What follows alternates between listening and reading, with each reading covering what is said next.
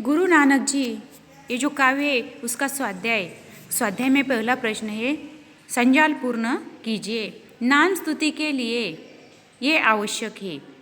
पहला उत्तर है मोह को त्यागना, दूसरा है बुद्धि को श्रेष्ठ मानना और तीसरा है प्रेम भाव जागृत करना और चौथा सच्चे मन से गुरु से ज्ञान पाना। और उसमें से आ प्रश्न है कृति पूर्ण कीजिए। आकाश के दीप, उसका है पहला सूर्य और दूसरा है चंद्रमा। आगे है शब्द संपदा, उसमें है प्रत्ययुक्त शब्द लिखिए। पहला है दान, दया, गुण, अंतर। उसमें है दान शब्द का प्रत्ययुक्त शब्द दान प्लस ई यानी दानी। दया का है दया प्लस आलू, दयालु। तीसरा है गुण प्लस वान, गुणवान। और चौथा है अंतर प्लस आल, अंतराल। यानी यह 4 शब्द दिए हैं। उनमें से पहला है दानी, दूसरा दयालु, तीसरा गुणवान और चौथा अंतराल। आगे दिए हैं अभिव्यक्ति, उसमें है प्रश्न तीसरा गुरु बिना ज्ञान न होई, उक्ति पर अपने विचार लिखिए। तो ये जो प्रश्न है उसमें एक काव्य की पंक्ति दी है, गुरु बिना ज्ञान न होई। इस उक्ति पर क्या कर रहा है, हमें यह शब्द लिखने हैं, इसका स्पष्टीकरण हमें देना है।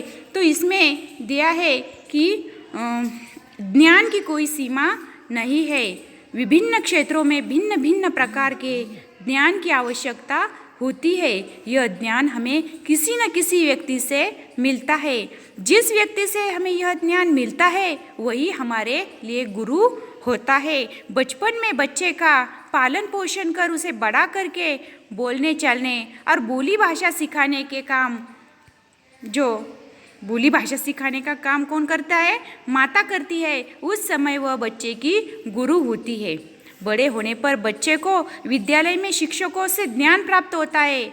पढ़ लिख कर जवान जीवन में वो कार्य करते हैं, पदार्पण करते हैं और व्यक्ति को किसी न किसी से अपने कामकाज करने का ढंग सीखना पड़ता है, वह उसका गुरु होता है। इस तरह के लोग हमारे लिए गुरु के समान होते हैं और मनुष्य गुरुओं से ही सीखकर विभिन्न कलाओं में पारंगत होता है। यह इस वाक्य में दिया है। और आगे का जो प्रश्न है उसमें भी दिया है ईश्वर भक्ति में नामस्मरण का महत्व होता है। इस विषय पर अपना मंतव्य लिखिए। यह दिया है, उसका उत्तर है कि ईश्वर भक्ति के अनेक मार्ग बताए गए हैं। उनमें सबसे सरल मार्ग ईश्वर का नामस्मरण करना है। नामस्मरण करने का कोई नियम नहीं है। भक्त जहाँ भी हो, चाहे जिस हालत में हो, ईश्वर का नामस्मरण कर सकता है।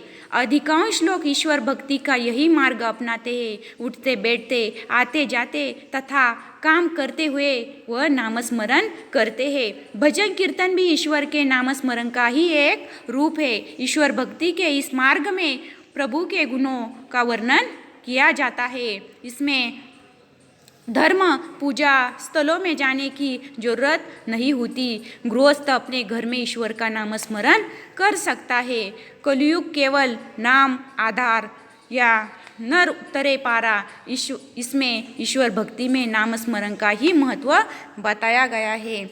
और आगे दिया है एक प्रश्न है चौथा, रसस्वादन कीजिए। गुरु निष्ठा और भक्ति भाव से ही मानव श्रेष्ठ बनता है। इस कथन के आधार पर कविता का रसस्वादन कीजिए। तो हमें यहाँ रसस्वादन करना है। ये जो पंक्ति है इसका हमें रसस्वादन करना है। या गुरु नानक का कहना है कि बिना गुरु के मनुष्य को ज्ञान नहीं मिलता। मनुष्य के अंतःकरण में अनेक प्रकार के मनोविकार होते हैं, जिसके विषयभूत होने के कारण उसे वास्तविकता के दर्शन नहीं होते। वह अहंकार में डूबा रहता है और उसमें गलत सही का विवेक नहीं रहा जाता। ये मनोविकार दूर होता है गुरु से ज्ञान प्राप्त होने पर। यदि गुरु के प्रति सच्ची श्रद्धा और उनमें पूरा विश्वास हो तो मनुष्य के अंतःकरण के इन विकारों को दूर होने में समय नहीं लगता।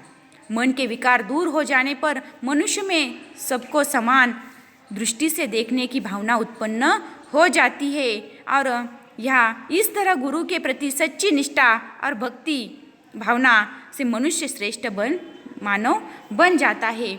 और आगे दिए है कि साहित्य संबंधी सामान्य ज्ञान, वह भी दिया है। पहला 5वां प्रश्न है गुरु नानक जी की रचनाओं के नाम। गुरु नानक जी ने कौन सी रचना से यह जो हमारे सामने पंक्ति ली है वो किससे ली है? तो उन्होंने गुरु ग्रंथ साहिब यहाँ से यह ग्रंथ लिया है। आगे है दूसरा प्रश्न गुरु नानक जी की भाषा शैली की विशेषताएं। तो उसका उत्तर है गुरु नानक जी सहज सरल भाषा में अपनी बात कहने में माहिर है। उनकी काव्य भाषा में फारसी, मुल्तानी, पंजाबी, सिंधी, खड़ी बोली और अरबी भाषा के शब्द समाये हुए हैं। उनके पद शैली में रचना की है, पद काव्य रचना की यह शैली है। और आगे दिया है उन्होंने व्याकरण में कि निम्नलिखित वाक्यों में अधोरेखांकित शब्दों का वचन परिवर्तन करके वाक्य फिर से लिखिए। तो वहाँ दिया है कि वचन परिवर्तन करना है या पहला प्रश्न है सत्य का मार्ग सरल है, या क्या करना है सिर्फ हमें वचन बदलना है। सत्य का मार्ग सरल है या क्या होना चाहिए उत्तर सत्य के मार्ग सरल है। दूसरा है हथकड़ियाँ